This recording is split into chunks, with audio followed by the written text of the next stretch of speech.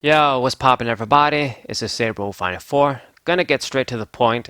I recently watched MysticUmbreon's collaboration video with Tama. They basically went over their most overrated Pokemon games in that video. And it was just Diamond and Pearl and Gale of Darkness. I want to focus on some of the things they said for Diamond and Pearl. Now, it's no secret that Tama Hiroka, or Tama Hero, she doesn't want us to call her by that name anymore, isn't the biggest fan of Diamond and Pearl, and that's putting it lightly. I get a lot of her criticisms. They're 100% legit about some of the flaws in that game and its design, how it plays kind of slow. It never really bothered me. I played through those games a lot of the times. Of course, they still don't have the replay value compared to something like Ruby, Sapphire, and Emerald, but they're solid Pokemon games, of course. A lot of people think that they're shit and that only Platinum matters from the trio of them, but I've always been of the opinion that even if you don't factor in Platinum, Diamond and Pearl were very full games when it comes to content, especially when they were released in 2006/2007. So anyway, I love Tama to death and I love her videos and her channel, but of course, I don't agree with everything she's saying. And one of the biggest things that I disagree about her, and a lot of other people have this sort of opinion, is that Cyrus is basically a shitty villain in those games, a pretty flat villain, pretty basic villain or whatever. And every time he's brought up, he has to be compared with N2 and the story in the Gen 5 games and how amazing they are, blah blah blah blah.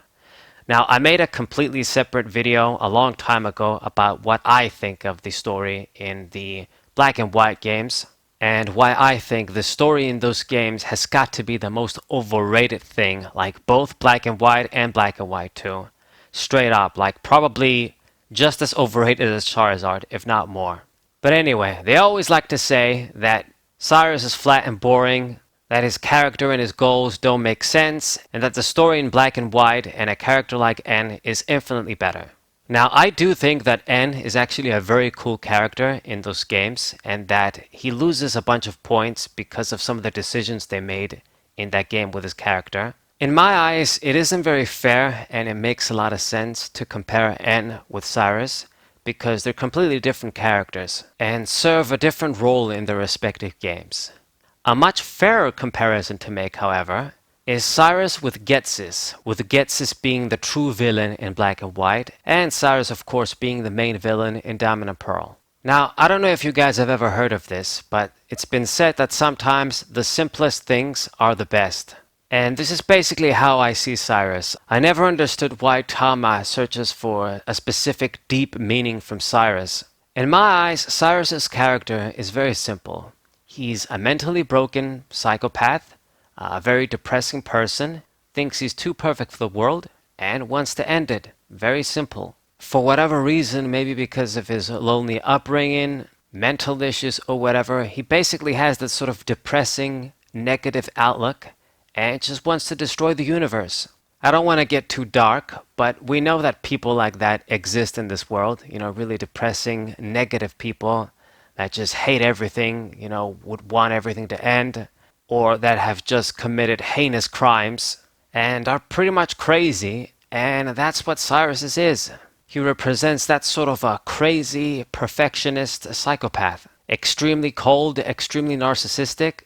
That's his character. Another cool thing about him that sort of reflects that is with his Pokemon. I don't know if anybody noticed this, but of course, all of his Pokemon, when you fight him in Diamond and Pearl, are Dark type, with the exception of Crobat and Gyarados.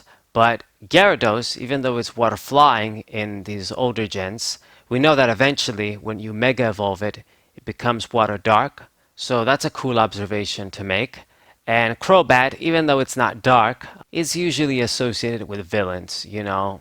Other sort of antagonistic trainers have it, like Silver and Archie and Maxie and Ruby and Sapphire, and so on. But his strongest Pokemon, which is Weavile, it's the only dark and ice type Pokemon that we have. Or at least we used to. I don't know if there's any sort of new dark ice Pokemon in Gen 8. But think about this for a minute. The dark type combined with the ice type, it sort of reflects his nature, dark and cold. And to me, that always gave it enough character.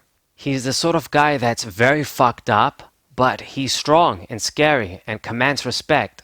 Another thing to think about is that he has the Crobat. Crobat, as Tama mentioned when talking about Silver, is a Pokemon that evolves through happiness from its trainer. And Silver, couldn't evolve the Golbat into Crobat for the longest time. And then eventually, when he decided to love his Pokemon, the Golbat evolved. So it's a pretty similar thing with Cyrus too when you think about it. Even though he's so fucked up and hateful, and maybe he doesn't even care about his Pokemon, he's charismatic enough and commands that sort of respect, you could say, that even if he doesn't care about his Pokemon, his Pokemon care about him. And there is some symbolism in there too. He gets to have a Crobat, even though he probably doesn't care about anybody and only loves himself. Still, his Golbat liked him enough that it evolved into Crobat. So in a way, it's like he's in denial. He can't find meaning in the current world, and that's why he wants to end everything. But in reality, that sort of meaning is in front of him all the time, but he's denying it.